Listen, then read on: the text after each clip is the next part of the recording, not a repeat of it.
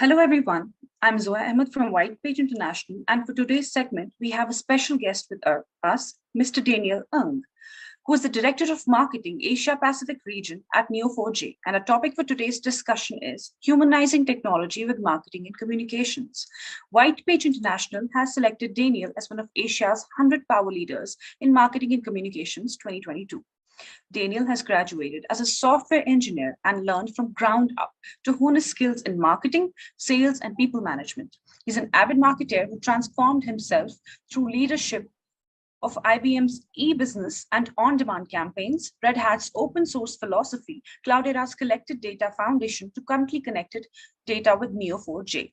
Daniel is also an advisor and a mentor for educational institutions like Singapore University of Social Sciences, Singapore Management University, Sunway University, and small and medium businesses through the Singapore Chinese Chamber of Commerce and Industry. He's also a frequent speaker and moderator in regional events and a board member of the prestigious CMO Council. Hi, Daniel. How are you doing? Hi, Zoya. I'm good. How are you? I'm good too. So, Daniel, since you have developed and implemented industry-leading campaigns in digital transformation and digital economy, and in today's business scenario, digital presence is very important in every industry. So, what is your take on the importance of digital marketplace? I think digital marketplace is here to stay. That's for sure. We have especially accelerated by the current pandemic. If you believe any of the reports, 6 years faster than where we should be, pre-pandemic as estimates. And therefore, it has gone further than what we expected it to be. And it has, entrenched in our behavior. Two years plus makes a behavior true. So digital marketplace, something that I dwelled in 21 years ago, 22 years ago, when, as you introduced me, launched e-business for IBM, was really the creation of a marketplace, digital marketplace, where it's defined as doing whatever we're doing today in the brick and mortar world into a digital world. And since then, 22 years now, we have transformed ourselves into things like digital economy, through digital transformation. Singapore, where I am, is touted to be the world's first smart nation. And what really, when you kind of look underneath that, is the whole digitalization of businesses, digitalization of citizen services, digitalization of e-commerce. But then you kind of open the hood of that. You actually also look at a data economy, because digital is a delivery mechanism, but data is what is connected to make it work. So I truly believe in it. I think the challenge, if I may, of this new marketplace, so-called, is how do we look at making sure that every business and every person can participate in it. Today, most times, is the big boys and the big girls in that sense who plays in it. But sometimes you kind of look at it, it's the small, medium businesses and even individuals are the one that needs it most. For example, how do we make sure that citizen services is made more seamless? When you apply for a passport, when you apply for a license to sell, roti in Singapore, for example, right, and so forth. So, in summary, totally believed in it because I lived it for 22 years. IBM taught me the e-business way, and I haven't relented since. Okay, that's a very fresh perspective on things. Thank you for sharing that. So as brands develop digital marketing strategies, the human aspect of customer interaction cannot be ignored. So how do you think marketing and communications could pave a way to achieving the humanization of technology? Well, there are two schools of thoughts, right? One is, oh my God, you're encroaching on my privacy. You know everything I do. Yes. But in a way, you are kind of at the dilemma to say, do I participate as an individual or don't I participate? If I don't participate, then I'm left out of the biggest promotion when Of course. 11/11 comes on.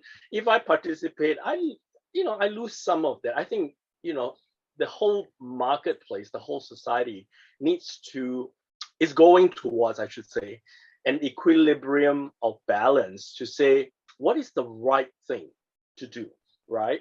I was at a council where I sat with one of the advisors to the government of Estonia, and Mhm. he looked at what we call PDPA, the Private Data Protection Act, or GDPR, very differently.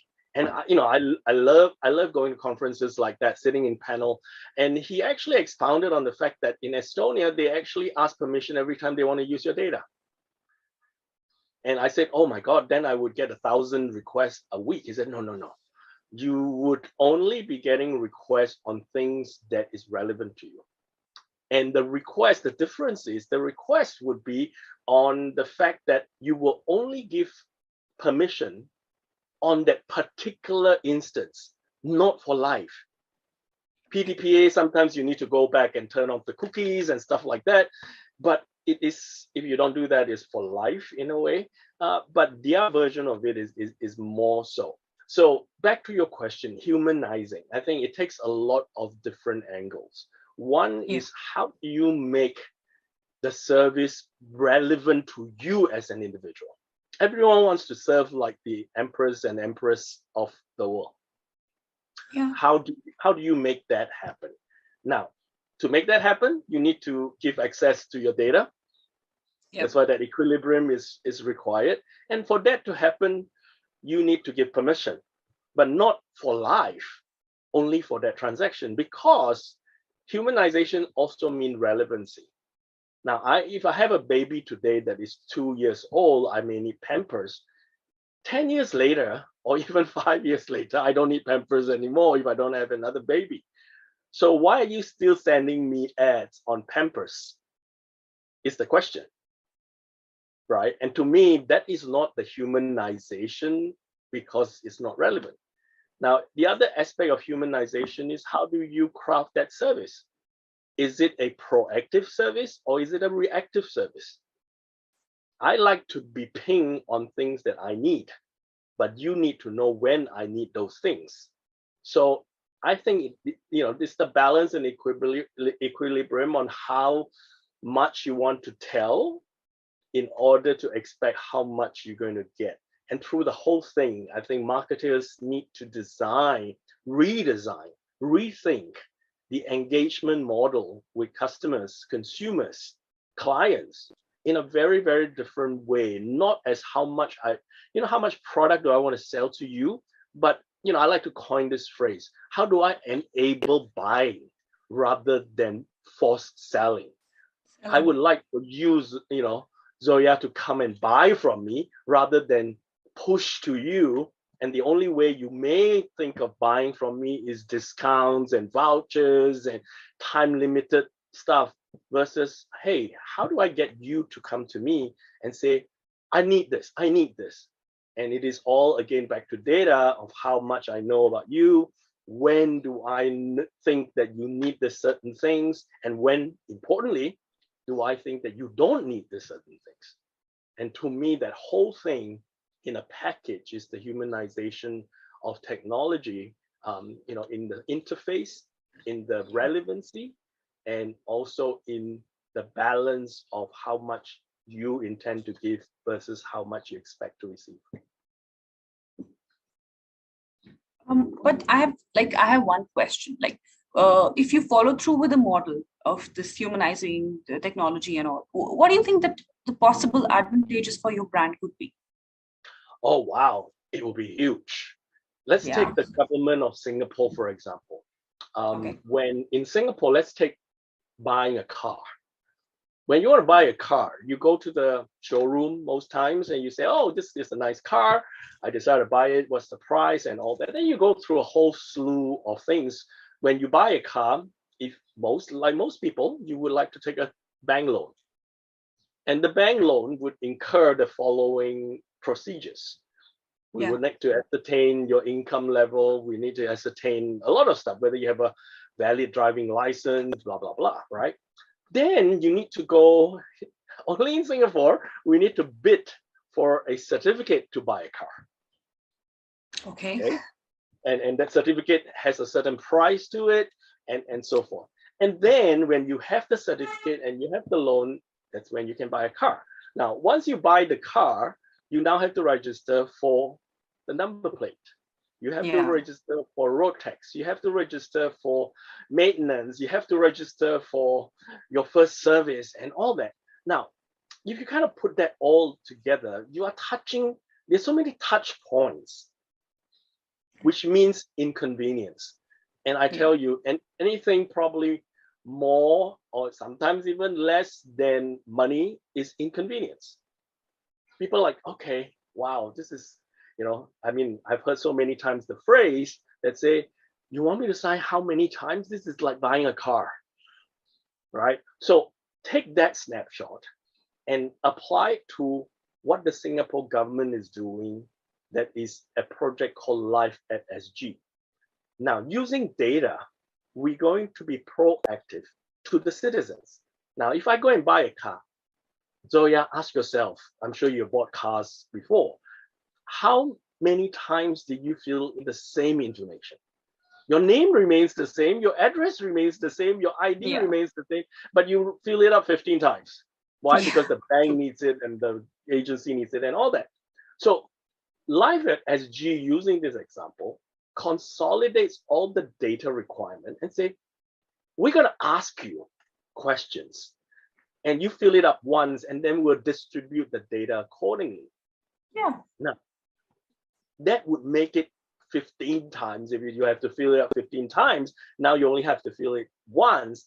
It makes it, 15 times more efficient, which means convenience. Now apply that to giving birth to a baby. Apply that to hospitalization.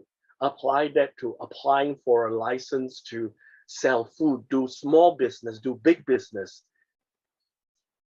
Productivity is a function of efficiency, right? And you've now taken away a lot of what we would then, when we haven't reached there yet, to be honest, what would be then an inefficiency.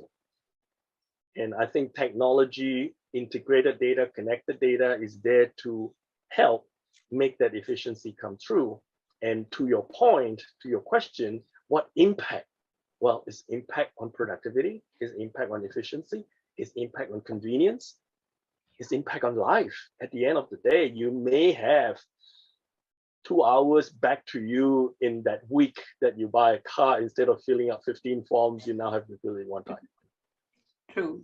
That is so true. Those were some really interesting points that you shared with us. Thank you so much. So now back to my final question. So we just want to ask you, how do you feel about getting featured in Asia's 100 Power Leaders in Marketing and Communications? Oh, humbled, proud, grateful. I always say the winner always takes the limelight, but it takes a whole village behind you to make you stand on the stage for this acceptance speech. So I've been in the industry for now 38, close to 38 years. In fact, it's an interesting angle. I didn't start off as a marketing person. I was a software engineer. Yeah. Right. So I developed systems and all that, and how I became marketer, long story short, was that I was able to explain the system that I wrote. And my boss's boss then was saying, hey, how did you how does an engineer explain it in business terms? And I guess I've got that little bit of advantage that I could do that. Going to a university in Canada that teaches business and engineering in the same course makes me have that advantage. And I was, and I'm a very blessed and lucky person. And so the big boss says, would you like to try out product marketing?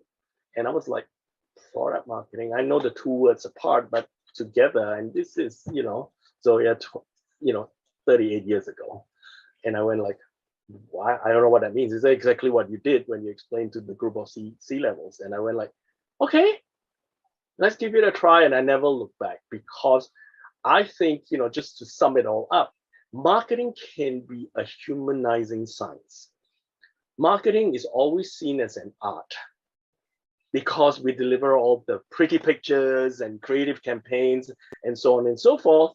But in the back of it is science, the science of understanding human behavior, the science of understanding how to engage people, because the last I checked, it's still people who are buying stuff, not machines, right? And therefore, this whole conversation that we just had, how do you humanize technology? How do you deliver, impact and so on and so forth, come into the whole nature of how do we design things. And coming from a software engineering background, it is even more intriguing how software can be developed to deliver that value. And just not to correct you or whatever, I'm proud to say that I am now vice president of marketing. Oh, that's that great.